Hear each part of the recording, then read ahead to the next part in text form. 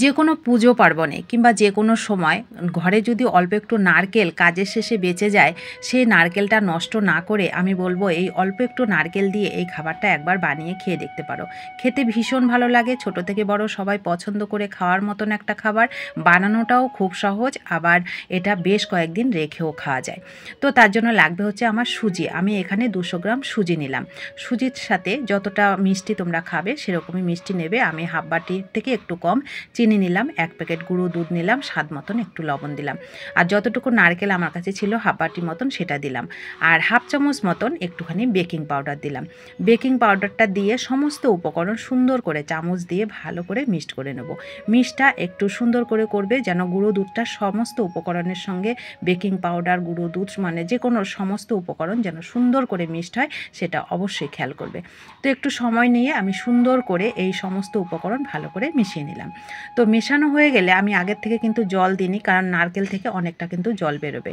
এইবার হাতের মধ্যে অল্প অল্প করে অল্প একটুখানি জল নিয়ে আমি এটাকে একটু চেপে চেপে বেশ খানিকক্ষণ ধরে এটাকে মাখিয়ে নেব। কারণ এটার মধ্যে যদি আমি আগের থেকে বেশি জল দিই, নারকেলের জলের সাথে এই জলটা কিন্তু অনেক বেশি হয়ে যাবে। তো যার জন্য অল্প একটু জল নিয়ে দেখো সুন্দর করে আমি এটাকে ভালো করে মেখে নিলাম। মেখে এটাকে আমি মিনিট 10 জন্য একটু রেস্টে রেখে দেবো। এই যে আমি জল দিয়ে এটা মেখে নিয়েছি, তোমরা চাইলে কিন্তু একটু লিকুইড দুধ দিয়েও মেখে নিতে পারো, সেক্ষেত্রে খাবারটা আরও বেশি ভালো লাগবে। তো দেখো ভালো করে মাখাও হয়ে গেছে। এবার আমি এটাকে 10 থেকে 15 মিনিটের জন্য রেস্টে রেখে দেবো ঢেকে। তো 10-15 মিনিট পর ফিরে এসে সুজিটা নরম হয়ে গেছে। এইবার আরও কিছুক্ষণ 3 থেকে 4 মিনিট ধরে একটু সময় নিয়ে একদম সফট করে ডোটাকে মাখাতে হবে।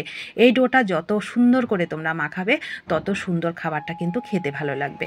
তো অবশ্যই খেয়াল করবে এই ডোটা কিন্তু সুন্দর করে নরম করে একদম সফট করে মাখানোর চেষ্টা করবে। তো মাখানোটা হয়ে গেল। এইবার দেখো হাতের মধ্যে আমি একটু ঘি লাগিয়ে নিয়েছি। ঘি কিংবা সাদা তেল যে কোনো কিছু তোমরা নিতে পারো। হাতটাকে ধুয়ে তারপরে ঘি কিংবা সাদা তেল নিয়ে নেবে, তারপরে এইভাবে শেপটা দিয়ে দেবে। শেপটা যদিও তোমাদের পছন্দের, তোমরা যে শেপে খাবে সেই শেপে তৈরি করতে পারো। তো দেখো আমি একটা সিম্পল শেপ তোমাদের সঙ্গে শেয়ার করলাম।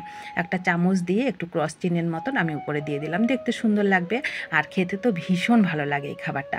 তো অল্প একটু নারকেল যদি তোমাদের ঘরে বেঁচে যায় বন্ধুরা, আমি বলবো এই খাবারটা তোমরা একদিন তৈরি করে খেয়ে দেখবে। বেশ ভালো লাগে খেতে, আবার বেশ কয়েকদিন রেখেও কিন্তু এই খাবারটা খাওয়া যায়। তো আমার সবগুলো তৈরি হয়ে গেছে। এদিকে আমি গ্যাসটা অন করে তেল বসিয়ে দিয়েছিলাম। তেলটা কিন্তু মিডিয়াম হিটে রেখে তারপরে এগুলোকে দিতে হবে। আর এইগুলো যখন তোমরা ভাজবে গ্যাসের ফ্লেমটাকে মিডিয়াম টু লোতে করে রাখবে, একটু সময় নিয়ে ভাজবে। এটা যেহেতু নারকেল দিয়ে তৈরি করা, এটা কিন্তু খুব তাড়াতাড়ি কালার এসে যায়। অনেক সময় তোমরা যদি গ্যাসটাকে হাই হিটে দাও, উপর থেকে কালার হয়ে যাবে, ভেতর থেকে কিন্তু এটা হবে না। তো অবশ্যই গ্যাসের ফ্লেমটাকে মিডিয়াম টু লোতে করে রেখে একটু সময় নিয়ে একটু ধৈর্য নিয়ে এটাকে একটু সুন্দর কালার করে ভেজে নেবে।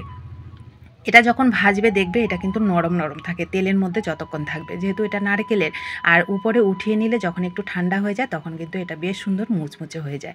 তো দেখো এরকম করে ভাজবে, একটু সময় নিয়ে ভাজবে, দেখবে খুব সুন্দর কিন্তু এই সুন্দর খাস্তা বিস্কিটগুলো তৈরি হয়ে যাবে।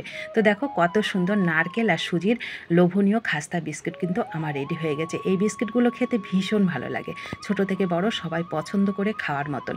আর অল্প একটু নারকেল দিয়ে এই খাবারটা একবার তোমরা যদি না খেয়ে থাকো, একবার অনুরোধ করবো এরকম সুন্দর খাস্তা মুচমুচে বিস্কুটটা একবার তৈরি করে খেয়ে দেখবে, অনেক মজা পাবে।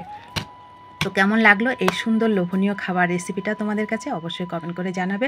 ভালো লাগলে লাইক, শেয়ার, সাবস্ক্রাইব করে কিংবা ফেসবুক পেজ থেকে দেখলে পেজটা ফলো করে আমার পাশে থাকবে। যারা পাশে আছো তাদেরকে আমার অসংখ্য অসংখ্য ধন্যবাদ ও ভালোবাসা। দেখা হবে নতুন কোনো রেসিপিতে।